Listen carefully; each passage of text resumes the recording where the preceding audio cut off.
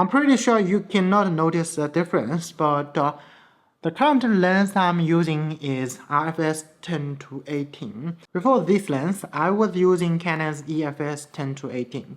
So you can see the size. This is the iPhone 14. This is the EFS lens. In order to use this lens, I will also need this adapter. For Canon's one, it costs almost $100. For the third part, maybe $30. It's considerable cost. And the second-hand lens for EFS is around 900 RMB. It can be lower or higher depending on its quality. Now I'm going to switch it into EFS. Okay, now I have switched to EFS. For the size, this is the iPhone 15, this is the IFS. So, but still, the 100-200 gram, it might doesn't matter. About the RFS lens, I have two campaigns. So the first one is, actually when you install the lens into the camera, it will tell you to set it into proper position. It is because this is where it starts, right? Actually not the start point. So you need to move it to here. First of all, it will extend, then it can work proper. And 18 will be this way. So which means every time when you want to use the lens, first you will need to move it to start position. Just for your information, there is a CPL filter and there is some film to protect the lens because this is second hand. So the price for the second hand, this one costs 1,300 CNY yuan. The other difference is this lens has autofocus, manual focus button. Stable button doesn't matter that much.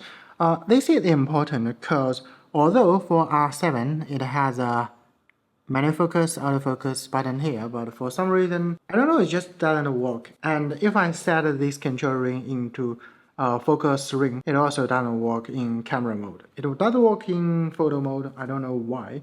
I mean, there is one way if I set it to electric full-time manual focus. If I enable it, see, manual focus, okay, it does work. But if I set it to autofocus, just in case, let me switch. If I set it to autofocus, it still works. That means the button loses function, and when I'm doing the vlog, it is possible that I will accidentally touch the focus ring. The button matters because if I'm using the camera at one layered focus while I'm pulling in, it's actually difficult. But there is one way to work around it. When it is in focus, right, you can do the reverse movement and then put the clip into editing software. You reverse it. That will create an effect that from blur coming to focus. That is easy to achieve. But if you just try the other way around, it's actually difficult. And that is why you will need the manual focus, autofocus button. Another thing is actually pretty obvious, like when I am doing the vlog, right? Like if I hold the camera like this, it's actually easy. When I am doing this way, like the tiny lens, how to say, it's a little bit awkward. I mean, I will get used to it for sure. And if you want my honest opinion, although the Efs10-18 need an adapter ring, right?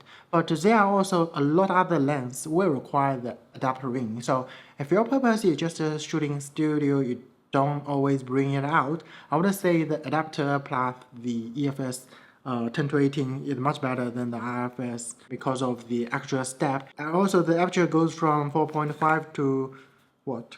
6.3, somewhere around that. But for the EFS, it is 4.5 to 5.6. And this lens, although it does have IS, I mean image stabilize for the lens, but it doesn't have the autofocus, manual focus switch, although the camera body has it. And for the image quality, you have already seen.